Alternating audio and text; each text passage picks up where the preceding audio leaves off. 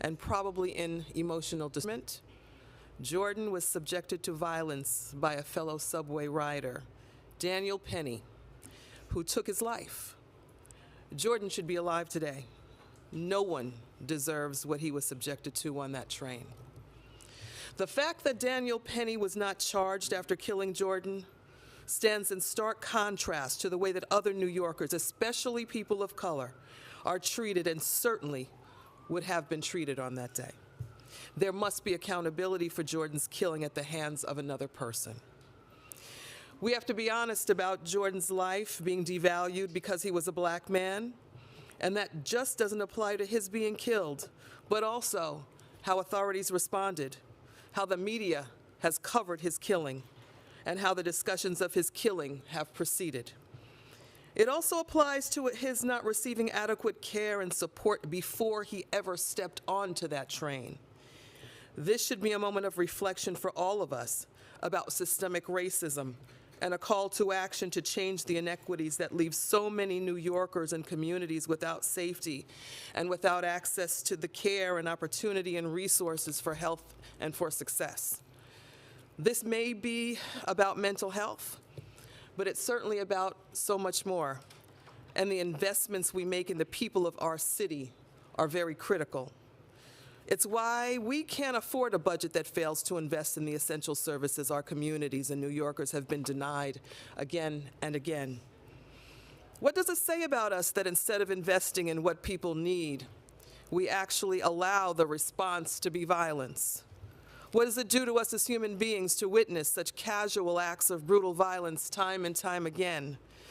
And what will this tragedy ultimately do to the witnesses of a murder on a subway train?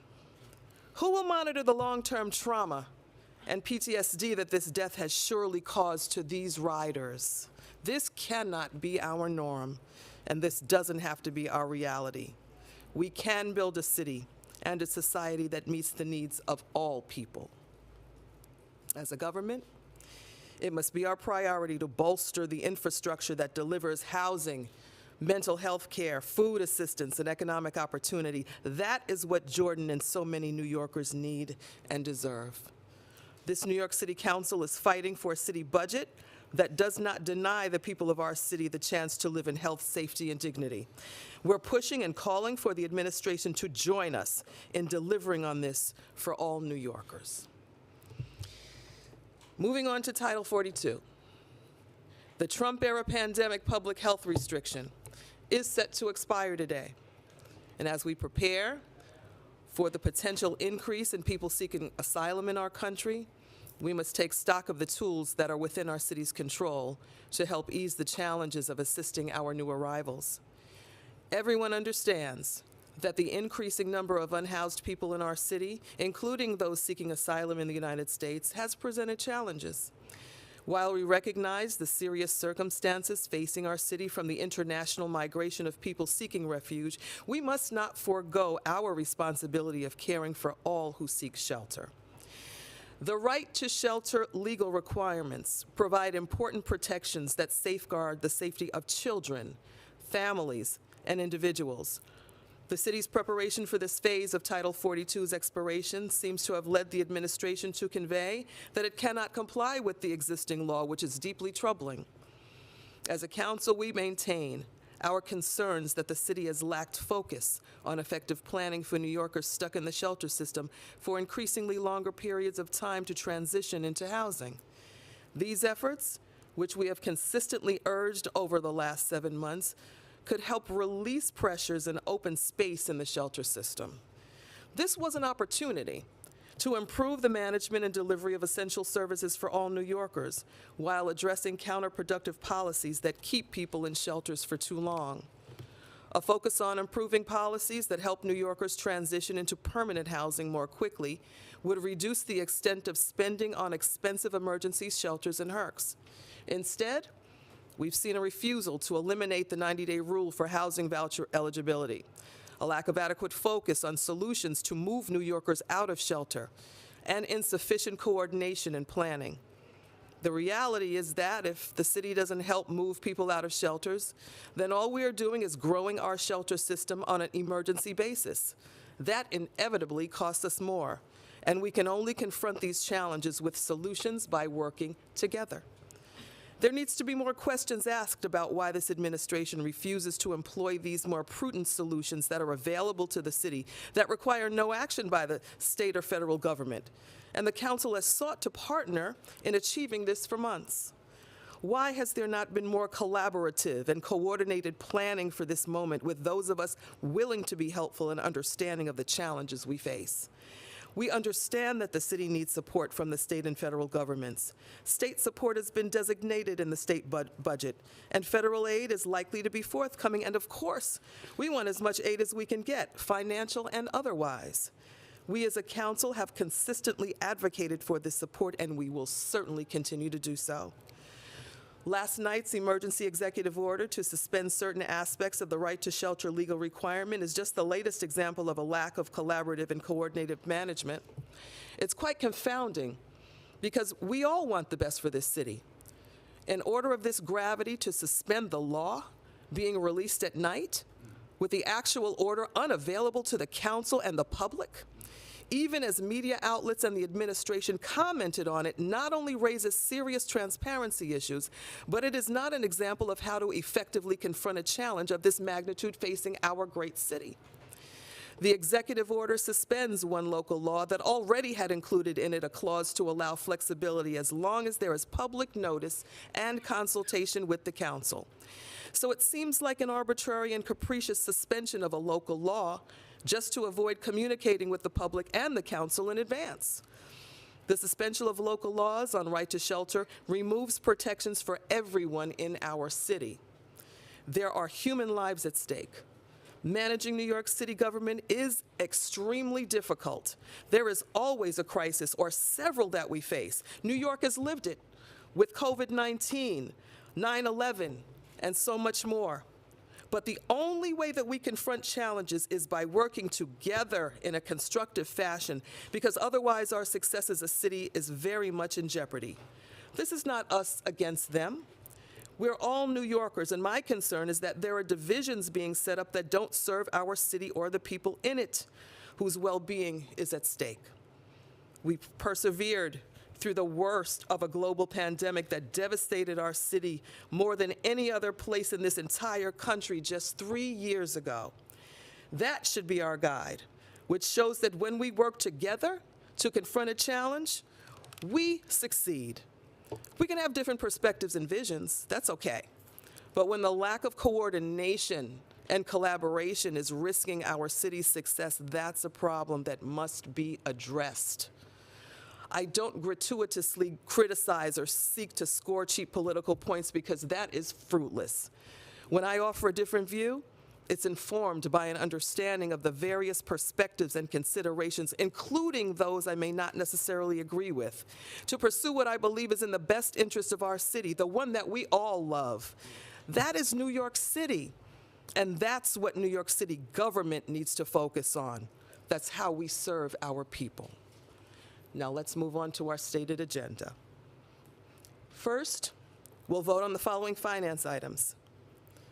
A transparency resolution approving new designations and changes of certain organizations receiving funding in the expense budget. A preconsidered resolution amending a previously granted tax exemption for one building in the Lower East Side in Councilmember Rivera's district. Two preconsidered resolutions to authorize Article 11 exemptions for two buildings in Bedford-Stuyvesant and Councilmember Osei's district. A preconsidered resolution to authorize an Article 11 exemption for two buildings in Corona and Councilmember Moya's district. A preconsidered resolution to authorize an Article 11 exemption for one building in Bushwick and Councilmember Nurse's district. And a preconsidered resolution to authorize an Article 5 exemption for one building in Kips Bay and Councilmember Rivera's district. Next, we'll vote on the following land use items. 23-10 Queens Plaza South will facilitate the enlargement of an existing 4-story building, which will result in a 26-story commercial building that will include office, retail, and community facility uses in Councilmember Wan's district. 2560 Boston Road rezoning will facilitate a new 9-story mixed-use development, including approximately 333 affordable housing units, a 15,000 square feet supermarket, and a community facility space in Councilmember Velasquez's district. And The Coordinated Street Furniture Franchise Agreement, a Department of Transportation request for the council's support in amending and extending the current 20-year agreement to a 25-year term with franchisee J.C. DeCall to facilitate the expansion of bus shelters and automated public toilet installations citywide. Next, we'll vote on the following pieces of legislation. First, we'll vote on Resolution 129, sponsored by Councilmember Eric Bottcher, which calls on the Department of Education to provide bicycle safety instruction in public schools. Next, we'll vote on Resolution 156A, sponsored by Councilmember Carlina Rivera, which calls on New York State Legislature to pass and the Governor to sign the Treatment Not Jails Act. The state legislation would expand eligibility for court-involved individuals to receive treatment for mental illness and substance abuse rather than be sent further into a criminal justice system that is not adequately equipped to address their underlying health-related issues. Next, we will vote on the following pieces of legislation coming out of the Housing and Buildings Committee, sponsored by Chair Birina Sanchez. Introduction 434A will expand the heat census program, which was established in 2020 as an additional tool for enforcing the Housing Maintenance Code. Under the heat census program, the Department of Housing Preservation and Development selects 50 multifamily buildings aimed at targeting the worst offenders to install heat sensors in the living room of every apartment in the selected buildings. The devices help monitor indoor temperatures to ensure that property owners are in compliance with the Housing Maintenance Code. This legislation builds upon the existing heat sensors program by expanding the number of participating buildings selected, improving notice to tenants, and increasing HPD's inspection requirements. And Introduction 875B will amend the city's administrative code, the city's plumbing code, the New York City Building Code, the New York City Mechanical Code, and the New York City Fuel Gas Code to make technical corrections, clarifications, and updates. Let me just check something here. Okay, let's see. All right, just wanted to make sure we were getting in order. All right, I invite Councilmember Sanchez to come forward and speak now on those bills. Thank you, Speaker. So these couple pieces of legislation, another one that's being passed, sponsored by the Public Advocate, they were heard on December 6th hearing on the Housing Maintenance Code. And one refrain that came clear during that hearing, and that we heard from colleagues and we heard from the public, is simple. New Yorkers should not need to call 311 time and time again to report the same issue, only to have their landlord possibly ignore the violation or not resolve the root cause or the root issue. And if violations are not being corrected in a timely fashion, these bills today, they are saying that landlords must be held accountable. As it gets warmer out, we need to keep our eyes on the prize. It will get cold again. This intro, number 434, will expand the heat sensors program established by Local Law 18 of 2020. And what it's going to do is that it's going to select buildings with a history of heat and hot water violations to install internet-capable temperature reporting devices. Given early successes of that 2020 implementation, despite implementation challenges, mostly there was lack of compliance by certain buildings, and there were lags of information going to HPD. This bill is going to double the number of buildings in the program and require building owners to submit temperature reading data to HPD every 30 days instead of twice a heat season, so that HPD can better act on the data, and require HPD to conduct more regular inspections of these heat-offending buildings. The expansion of this program will hold bad actors accountable when they refuse to maintain heat in buildings and relieve tenants of having to constantly follow up time and again with HPD to get these heat issues resolved. I thank the Speaker for making it more expensive, more difficult to be a bad landlord in the city of New York. 875 is a very technical bill, so I won't talk too much about it, except to say that it also is moving our city in the direction of protecting the green energy laws that we have passed, and I'm very excited and thankful for the leadership of our Speaker. Thank you. Thank you, Councilmember Sanchez.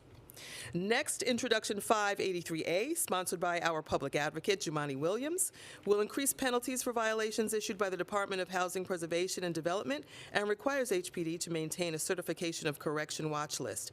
Any listed landlord on this watch list would be prohibited from certifying correction of violations in multiple dwellings unless HPD has attempted at least 2 re-inspections, or those violations are excluded from the calculations that identify buildings on the watch list. I invite the Public Advocate to speak about his legislation. Thank you so much, Madam Speaker. First, I just want to, again, associate myself with all your words on Jordan Neely and Title 42. And once again, thank you for your courageous leadership on issues and always stepping up when some others are not. So thank you so much for that. Last year's worst landlord watch list saw the most violations in its history as buildings deteriorate and rents rise under landlords who put profits over people. So to be clear, we have a more deteriorated housing stock, but we have historic high rents. They exploit loopholes to shamelessly dodge accountability and avoid repairs while tenants suffer. The bill before the council today would target a practice we have found is rampant in compiling the list each year: self-certification, when landlords falsely declare violations to be resolved and repairs to be made. Passing Intro 583A, the second half of the Worst Landlord Accountability Act, will prevent the worst owners in the city from self-certifying repairs that haven't been made and increase penalties for failing to fix violations so that these fines aren't just part of the cost of doing business as it is now.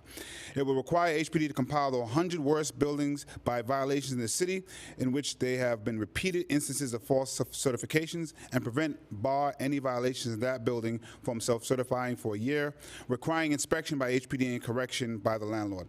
Our annual list is designed in part to shame the worst landlords in the city, but for owners who are shameless in their negligence, this law will hold them to account and deliver relief to countless tenants facing unlivable conditions.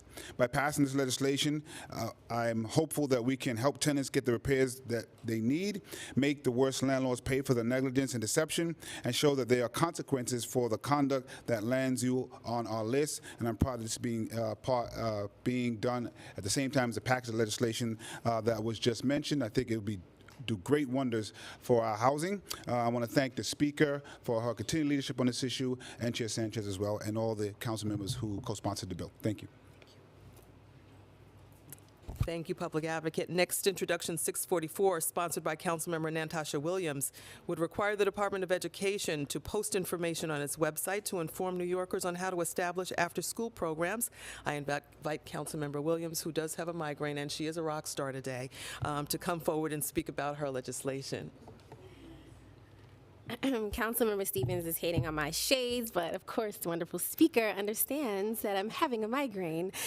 So I'm not that cool of a kid, but I wanted to be here to make sure that I spoke on the bill that we're gonna pass today. After-school programs really changed my life. I know how critical they are to New Yorkers, especially latchkey New Yorkers who don't have things to do after school.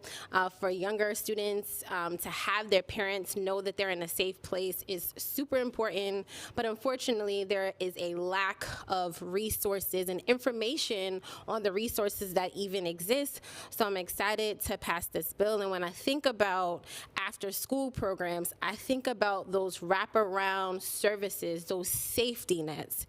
And I would be remiss, because we had a press conference earlier, I would be remiss if we didn't talk about Jordan Neely and the fact that similar services, like an after school, like mental health services, were not available to this young man. He did not have a safety net to support him, which ultimately led to his murder. And so I am, again, excited to be passing this bill today. I also want to congratulate my colleague, Councilmember Shauna Abreu, who we passed his bill through my committee, and it'll go a long way for New Yorkers in terms of appearance-based discrimination. Thank you so much. Thank you, Rockstar. Introduction 868, sponsored by Councilmember Althea Stevens, would require the DOE to report annually on the number of students in each school building that provides the District 75 program and the criteria that the DOE uses to determine where District 75 programs are established. I invite Councilmember Stevens to come forward and speak about her important legislation. Good afternoon, and congratulations to all my colleagues, and a special shout out to Councilmember Williams. I was an after-school director for a number of years, and those programs are a necessity, and every child in New York City should have access to it.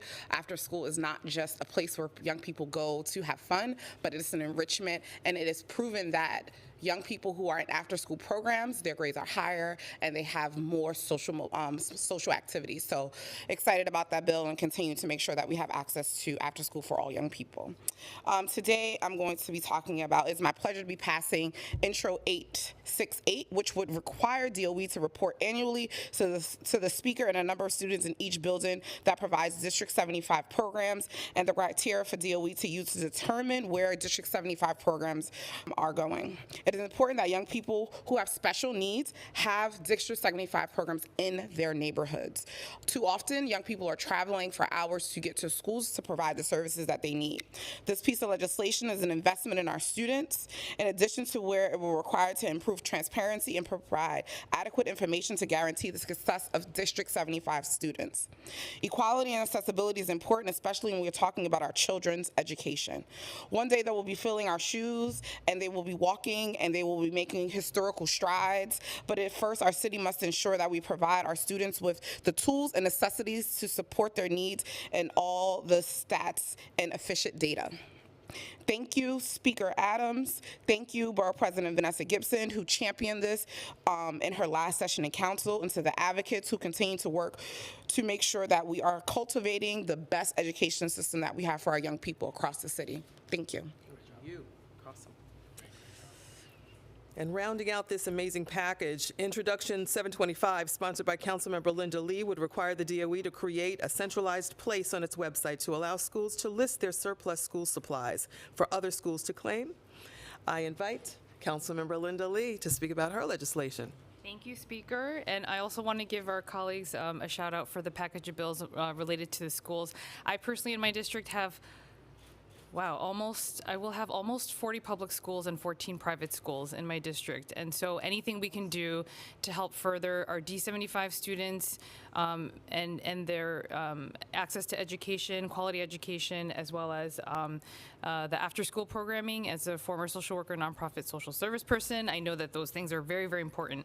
And I'm proud today that the City Council will vote to pass Intro 725, which would create a platform for DOE schools to post their surplus supplies and facilitate school-to-school exchanges. And as we know, the end of school is coming up, and this is a very grassroots idea that came from a constituent that is a teacher, and she was saying, a lot of the school supplies are left out on the curb, furniture, things that are perfectly in good use. So instead of throwing those things away, how can we streamline the process and actually have other schools that have those needs to be able to utilize those supplies?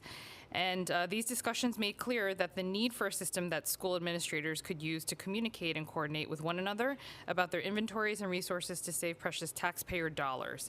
Given the sometimes pessimistic fiscal predictions, legislation that promotes efficiency and reduces waste is badly needed. And so I just want to thank our council committee staff, colleagues in the Committee on Education, Chair Joseph, Speaker Adams, for bringing this legislation to the floor. Thank you. Next, we will vote on Introduction 209A, sponsored by Councilmember Shauna Abreu, that will amend the New York City human rights law to prohibit discrimination based on an individual's height or weight in employment, housing, and public accommodations. This bill would allow employers to consider height or weight in employment decisions when federal, state, or local laws or regulations require it. The Commission on Human Rights could also permit consideration of height or weight should they prevent a person from performing the essential requisites of a job and no alternative is available, or these criteria are reasonably necessary for normal business operations. The bill would also permit similar exemptions for operators or providers of public accommodations, and I invite Councilmember Abreu to speak about his legislation. Thank you, Madam Speaker. Today, I'm overjoyed that this council will have the chance to take a stand for size freedom, banning discrimination on the basis of height or weight in employment, housing, and public accommodations. Every year, 2 million New Yorkers are affected by size discrimination, and we've heard from plenty of them. A luxury brand specialist was sent to the stockroom after giving birth because baby weight didn't fit the company image. A sales associate took some time off to care for her family and put on a few pounds. She was met with snide remarks and questions about her energy level when trying to re-enter the workforce. A student was made to feel like she didn't belong or was an inconvenience for requesting an accessible desk to take notes during her college lecture class. People with different body types are not only denied jobs and promotions that they deserve, their whole existence has also been denied by a society that offers no legal remedy for this prejudice. With today's vote, New York City will become the largest municipality in the country and the world with these protections. It is my hope that other cities and states, and one day the federal government, will take our lead. Our diversity makes us stronger, and with this bill passing today, we're going a long way toward changing the culture around weight. I thank Speaker Adams and her team for their support, as well as the Civil and Human Rights Chair, Natasha Williams. Thank you, Natasha. And of course, I thank the advocates who've been working closely with us to get this over the finish line, the National Association to Advance Fat Acceptance, RWDSU, Retail Action Project, Tigers Osborne, Josh Kellerman, Eno Awatoye, Lydia Green, Dr. Gregory Dodell, and everyone who spoke with us about how they would have been impacted and what this legislation would mean to them. Thank you. Thank you, Councilmember Abreu. And coming out of the airline industry many years ago, I actually tried to get a friend of mine employed several times, and he was denied from being a flight attendant because of a chipped tooth. Thank you for your legislation today. Oh, yes. Finally, we will vote on several bills sponsored by our Criminal Justice Committee Chair, Councilmember Carlina Rivera, that would help our city move towards lowering our jail population as we approach the legal deadline of 2027 to close Rikers and transition to a borough-based jail system. It's abundantly clear that Rikers is undermining public safety for New York City. It exposes everyone there, staff and people who are detained, to violence and trauma, and it exacerbates existing challenges for people to successfully re-enter their communities. We cannot allow Rikers to remain open past this legally mandated deadline, and the city must take active steps to ensure we move forward in a timely fashion. Today's legislation is another step to help address the issues in our jail system and get us to an effective one. Introduction 589A would require the DOC, in consultation with relevant agencies, to submit an annual report on incarcerated pregnant individuals' medical care and outcomes. This report includes specific information on the number of pregnant persons in custody, prenatal and postnatal care, and maternal mortality data. Introduction 806A would establish a comprehensive review process to assess whether people being detained ahead of trial can have their cases resolved or be safely released. The legislation would help facilitate reducing unnecessary pretrial detention that can lower the excessively high jail population and ensure the successful closure of Rikers. I invite Councilmember Rivera to come forward and speak about this important legislative package. Gracias. Good afternoon. Thank you so much. Thank you to my colleagues. I represent District 2 on the East Side, and happy Mother's Day to all the moms and the mom figures out there. Sometimes you got to choose your family, you know? First, I want to reject the false and harmful narrative that there is little action the city can take to remedy the humanitarian crisis that is Rikers Island. It is the council's responsibility to hold this administration accountable to the legal mandate to close Rikers by 2027. As chair of the Committee on Criminal Justice, I'm so proud that today we're putting forward legislative solutions to keep us on track and address the deep dysfunction present in our city jails. Today we will vote on two of my bills and a resolution. Intro 589 will mandate new reporting requirements on medical care and outcomes for pregnant people who are currently incarcerated. Currently, we have no publicly accessible data on the specific needs of people who are pregnant while in DOC custody. Being pregnant does not just entail unique health needs. It is demanding physically and mentally. It affects every person differently, especially those with higher rates of trauma and mental illness. Pregnancy requires proper care while in custody prior to, during, and after childbirth. Pregnant women should really not be in jail. And those who are incarcerated must be treated with the utmost dignity and respect, and the city must be held accountable for their treatment and their well-being. I've seen mothers holding their babies inside on the island, and their care leading to that point and postpartum should never be in question.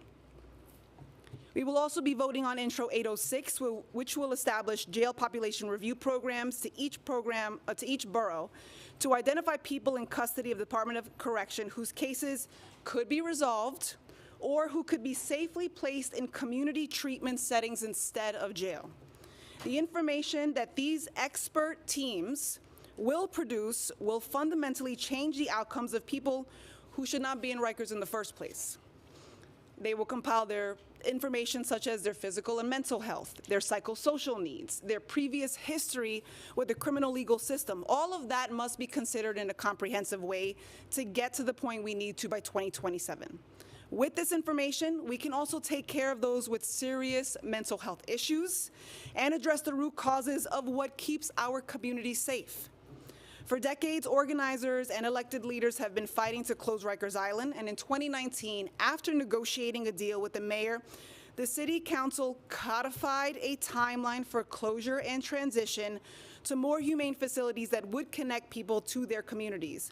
And in order to safely and humanely reduce the jail population to meet the needs of closing Rikers Island through a just transition, we must ensure that people who do not belong in jail are not languishing there. Here is what we know. 90% of people on Rikers are awaiting trial. Detainees at Rikers Island spent an average of 115 days locked up at the jail last year, 4 times the national average, according to a Federal Monitor report published last month. New York City can and must do better so that every single New Yorker is safer, and this legislation would enable that. This is what we're doing at the city level. We also need Albany. We need our colleagues in the state legislature to pass the Treatment Not Jail Act to expand eligibility for treatment for people with serious mental health needs and focus on community support and programs. I just want to thank Speaker Adams for her leadership, for her support, holding the mayor accountable, because we will not arrest our way out of this issue. And also, just for being so steadfast in our commitment. Thank you, Madam Speaker. I look forward to continued work with you, colleagues and advocates and neighbors to finally close Rikers and build a sustainable and more just criminal legal system. Thank you. Thank you, Councilmember Rivera, and congratulations again on beautiful baby Benito. That concludes our stated agenda, and with that, we'll take on-topic questions first in this very brief session, because we got to get to work. Yeah, so on the bills and for that last bill, Council, do you have an estimate of how many people this would apply to, or what percentage of the average daily population would be reduced? There's no number that we've picked that we're trying to reach. It's really about how can we assess the needs, present that to the attorneys, and really bringing together the experts that can determine who is there that should not be, and how we can address those deeper core issues intersectionally. On-topic questions on the bills? Okay, and briefly off-topic.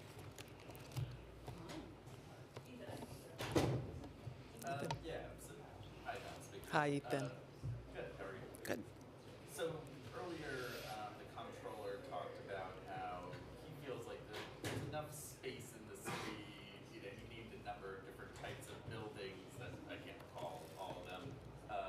That the mayor really did not have to go to this extreme of suspending parts of parts of the right to shelter law. I mean, what do you think about that? Are there a lot of available spaces that could still be utilized? I mean, I know you talked about transitioning people to permanent housing mostly, but what do you think of that idea? Yeah, you know, the council had initially offered suggestions, and we still, you know, offer those same suggestions. We are definitely exploring more options. We just have to work on collaborating, and I think that's our biggest challenge right now, the collaboration efforts between both sides of the House. We have remained consistent that we have to make necessary investments and policy changes to help New Yorkers that have been in shelter for way, way too long, and we've got to transition folks into permanent housing. This is what we can do to reduce the pressure. I think that what the comptroller says is a piece of it, but we've got some more pieces to put together. Madam Speaker, I'm wondering on the right to shelter, is the council considering taking any sort of action, any legal action? I mean, right to shelter has been developed over many years, many lawsuits, a very long process. Any legislation coming, any legal action coming? Yeah, thanks for the question, Jeff. It's an important one. We right now are exploring all of our options, but it is really important that that we address the city's challenges that requires collaboration right now. We know that this order took place very quickly with really no notice, so we're exploring all of our options right now. We've got a few. Hi, Kelly. For you talk about collaboration and working Yeah. together. What is it like when you do present ideas to the mayor? Is this team open? Are they receptive to them? How often are you guys having a conversation about this migrant crisis?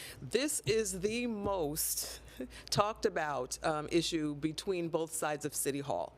Asylum seekers, the fact that we need our federal partners to help very desperately the situation that we're in as far as the crisis situation that we're in, different modes to help push us out of these things. Again, we've been really pointed about our suggestions to do things a little bit differently.